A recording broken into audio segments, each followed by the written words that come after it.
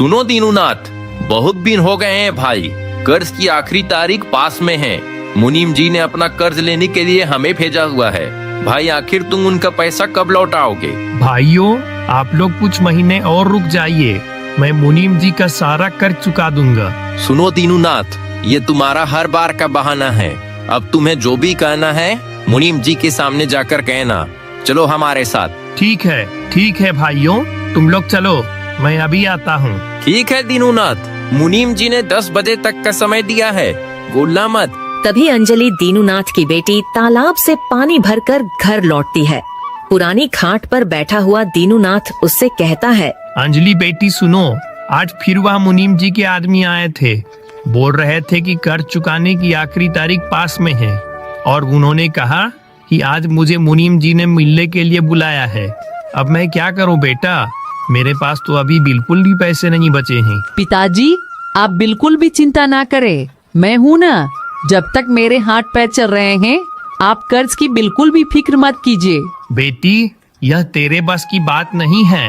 सिर पर कर्ज ऐसे चढ़ा है जैसे कि पहाड़।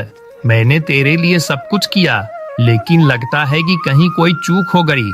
सुन बेटी, मुझे मुनीम जी के पास जाना ही होगा। वो आदमी किसी का लिहाज नहीं करता है, कहीं वह हमारे साथ कुछ गलत ना कर दे। पिताजी, मैं आपको बोल रही हूँ ना, आप बिल्कुल भी चिंता मत कीजिए, आप आराम कीजिए, मैं उससे बात करके आती हूँ। ठीक है बेटी, पर ध्यान रखना, मुनीम जी से बात करते वक्त जबान फिसल ना जाए, वो आदमी बहुत चालाक है। पिताजी, मैं अकेली ही जाऊंगी, आप घर पर नहीं रहिए, मैं उससे सीधे बात करूंगी, डरने की जरूरत नहीं है आपको। ठीक है बेटी, तुम जैसा कहो, लेकिन बेटी जरा सोच समझ के बात करना, उसकी हर बात में एक चाल होती है। ठीक है पिताजी, मैं आपके बातों का जरूर ध्यान रखूंगी। इतना कहकर अंजलि मुनीम जी के घर की ओर चल पड़ती है। थोड़ी दूर जाने के बाद अंजलि मुनीम जी के घर पहुंचती है। मुनीम अंजलि को देखकर उससे कहता है, अरे आओ अंजलि, आओ बैठो। तुम जानती ही होगी कि आखिर मैंने तुम्हें यहाँ क्यों बुलवाया है। हाँ, मैं जानती हूँ मुनीम जी, मैं ब्याज की सारी शर्तों को विस्तार से जानना चाहती हूँ। सुनो अंजलि, मेरी सारी शर्तें सभी के लिए एक जैसी ही हैं। समय पर कर्ज चुकाओ और मौज करो, पर मुझे नहीं लगता कि तुम मेरा कर्ज चुका पाओगी। देखो, कर्ज की आखिरी तारीख पास में है। यदि तुम कर्ज नहीं चुका पा रही हो तो तुम मुझसे शादी कर लो, मौज में रहोगी और तुम्हारा सारा कर्ज भी माफ कर दूंगा। क्या शादी, वो भी तुझसे? मैं मर जाऊंगी लेकिन तुझसे शादी नहीं करूंगी। अरे तेरे जैसे निर्दयी इंसान तो मैंने आज तक में नहीं देखा, जो लोगों को ऊंचे ब्याज पर कर्ज देकर उनकी सारी जमीनें हड़प लेते हैं। मैं मेहनत करके आपका सारा पैसा चुकाऊंगी, लेकिन तुझसे शादी नहीं करूंगी। तो ठीक है, मैं तुम्हें 1 महीने का टाइम देता हूँ, लेकिन याद रखना, यदि 1 महीने के अंदर कर्ज नहीं चुकाया तो अंजाम बहुत बुरा होगा। ठीक है, मैं तुम्हारा सारा पैसा चुका दूंगी। अंजलि गुस्से में मुनीम जी के घर से निकलती है और दुखी मन को लेकर अपने घर वापस लौट जाती है। आ गई बेटी, क्या कहा मुनीम जी ने? कोई और मुसीबत तो खड़ी नहीं कर दी उसने? पिताजी, उसने 1 महीने की मोहलत दी है, लेकिन उसकी नीयत बिल्कुल भी ठीक नहीं लग रही थी। उसने कहा अगर समय पर कर्ज नहीं चुकाया तो मुझे उससे विवाह करना होगा। क्या ऐसा कहा उसने? नहीं बेटी, मैं उस दुष्ट के साथ तेरा विवाह नहीं कर सकता। वह बहुत दुष्ट और निर्दयी आदमी है। बेटी, हम दिन रात मेहनत करेंगे और उस दुष्ट का कर्ज चुका देंगे। ठीक है पिताजी, आप जैसा कहो, हम खूब मेहनत करेंगे और उस दुष्ट का कर्ज चुका देंगे।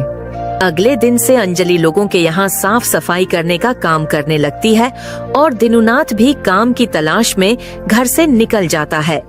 चलते चलते वह एक सेठ के यहाँ पहुँचता है, जहाँ बहुत से लोग काम कर रहे थे।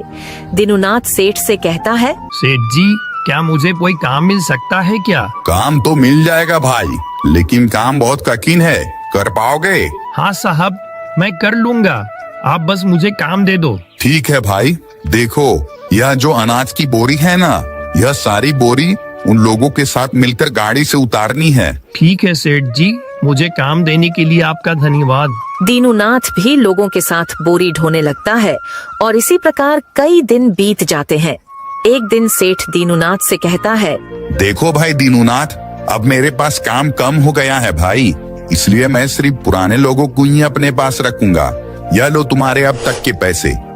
दीनूनाथ पैसे लेकर निराश मन से घर लौट ही रहा होता है कि तभी रास्ते में अचानक बारिश शुरू हो जाती है। दीनूनाथ अपने पैसों को सही से छुपा कर रख लेता है कि तभी उसे एक आवाज सुनाई देती है, मेरी मदद करो, मेरी मदद करो भाई, मैं यहाँ काफी देर से फंसा पड़ा हूँ। मैंने कई लोगों से मदद मांगी लेकिन किसी ने मेरी मदद नहीं की, कृपया आप मेरी मदद कीजिए। ठीक है भाई, मैं मदद करूंगा, लेकिन देखो मैं तुम्हारी मदद के लिए तैयार हूँ, लेकिन मुझे नहीं लगता कि मैं इस उम्र में तुम्हारी गाड़ी निकलवा पाऊंगा। आप कोशिश तो कीजिए भाई, क्या पता काम बन ही जाए। ठीक है भाई, आप जैसा कहो। दीनूनाथ गाड़ी को धक्का लगाने लगता है। काफी कोशिश करने के बाद आखिरकार गाड़ी निकल जाती है। भाई तुम्हारा बहुत बहुत धन्यवाद, तुम एक बहुत नेकदिल इंसान हो, तुमने मेरी मदद की। तुम्हें देख के लगता है कि तुम बहुत गरीब हो, क्या तुम्हें मुझसे कुछ मदद चाहिए? हाँ साहब, आपने ठीक कहा, मैं एक गरीब इंसान हूँ। मैं एक सेठ के यहाँ काम किया करता था, लेकिन अब काम कम होने की वजह से उसने मुझे काम से निकाल दिया। अब मैं क्या करूँ? मुनीम जी का मेरे ऊपर कर्ज भी है और मुझे मेरी बेटी की शादी भी करानी है। दीनूनाथ की बात सुनकर वह व्यक्ति उससे कहता है, भाई आपकी हालत तो बहुत ही ज्यादा खराब है। सुनो भाई, मैंने आज तक जिंदगी में कुछ अच्छा काम नहीं किया, लेकिन आज करूँगा। क्या पता इस नेक काम से भगवान मुझसे खुश हो जाए और मेरी सारी गलतियाँ माफ कर दे। तभी वह व्यक्ति सोने के सिक्कों से भरी थैली निकालकर दीनूनाथ को दे देता है। देखो भाई, इसमें ढेर सारे सोने के सिक्के हैं, जिसमें से कुछ सिक्के तुम मुनीम जी को दे देना और कुछ से अपनी बेटी की शादी करा लेना। आपका बहुत बहुत धन्यवाद साहब, आपने मेरी मदद की। इसके बाद दीनूनाथ उस व्यक्ति का धन्यवाद करके खुशी खुशी घर की ओर निकल पड़ता है। बारिश के कारण रास्ता काफी गीला हो गया था। तभी अचानक दीनूनाथ का पैर फिसल गया और वह गिरकर एक पत्थर से टकरा गया। पत्थर से टकराने के कारण दीनूनाथ बेहोश हो गया। तभी उस रास्ते से गुजरते हुए एक व्यक्ति के नजर दीनूनाथ के सोने की पोटली पर पड़ी। उसने जल्दी से वह पोटली उठा ली। उसे ऐसा करते एक युवक कैलाश ने उसे देख लिया। वो थैली वही रख दो भाई। क्यों रखूं? ये थैली मेरी है। तुम्हें शर्म नहीं आती है? बुजुर्ग व्यक्ति के पैसे चुराते हुए चुपचाप ये थैली वहीं रख दो। अरे काहे परेशान करते हो भाई, थोड़े पैसे तुम रख लेना। नहीं, मुझे किसी बुजुर्ग का कोई पैसा नहीं चाहिए, पैसे वहीं वापस रख दो। नहीं रखूंगा, यह पैसे मेरे हैं। इतने में ही दीनूनाथ को होश आ जाता है और वह कहता है, अरे बेटा, मेरी थैली कहाँ है?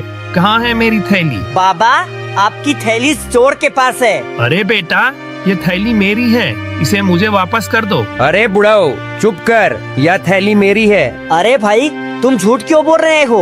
तुम्हें शर्म नहीं आती है क्या? मैंने तुम्हें अपनी आंखों से उस थैली को चुराते हुए देखा है। तुम ऐसे नहीं मानोगे। चलो, हम इसका निर्णय मुखिया जी से करवाएंगे। तीनों गांव के मुखिया जी के पास जाते हैं। बताओ क्या समस्या है? मुखिया जी, ये पैसे मेरे हैं और यह लोग मुझसे छीनना चाहते हैं। नहीं मुखिया जी, ये आदमी झूठ बोल रहा है, ये सिक्कों की थैली मेरी है। अरे दीनूनाथ, तुम्हारे पास इसका क्या सबूत है कि यह थैली तुम्हारी है? दीनानाथ अपनी सारी घटना बताने के बाद कहता है, मुखिया जी, अब आप खुद बताइए कि ये थैली इसकी कैसे हुई? हाँ मुखिया जी, मैंने खुद इस व्यक्ति को अपनी आंखों से थैली चुराते हुए देखा था। इसके बाद मुखिया उस चोर से कहता है, तुम्हें शर्म नहीं आती किसी गरीब और बूढ़े व्यक्ति के पैसे चुराने में? यह थैली दीनूनाथ को वापस करो और गाँव वालों इस चोर को ले जाकर पुलिस स्टेशन में बंद करवा दो। आपका बहुत बहुत धन्यवाद मुखिया जी, तुम्हारा बहुत बहुत धन्यवाद बेटा। अगर आज तुम नहीं होते तो वह चोर मेरी थैली लेकर भाग जाता। बेटा, तुम ईमानदार और नेकदिल व्यक्ति हो। चलो, आज मेरे साथ मेरे घर चलो। दीनूनाथ कैलाश को अपने घर ले जाता है। बेटा, यह मेरी बेटी है, मेरे सिवा इसका इस दुनिया में कोई नहीं है। मैं चाहता हूँ कि मेरे मरने से पहले इसकी शादी किसी अच्छे इंसान से हो जाए। बेटा, वो सारे गुण मैंने तुम्हारे अंदर देखे हैं। मैं समझ गया बाबा, आप क्या कहना चाहते हैं। मैं आपकी बेटी से शादी करने के लिए तैयार हूँ। तभी वहाँ सेठ मुनि आ जाता है। सुनो दीनूनाथ, अब तो पूरा महीना पूरा हो गया है भाई, मेरे पैसे वापस करो। तभी दीनूनाथ मुनि जी के पैसे दे देता है। मुनि दीनूनाथ से कहते हैं, अरे दीनूनाथ, तुम्हारे पास भाई इतने पैसे एकदम कहाँ से आ गए? मुनीम जी, आपको आपके पैसे मिल गए ना, अब आप यहाँ से चले जाइए। इसके बाद दीनूनाथ अपनी बेटी की शादी कैलाश से करा देता है और सभी खुशी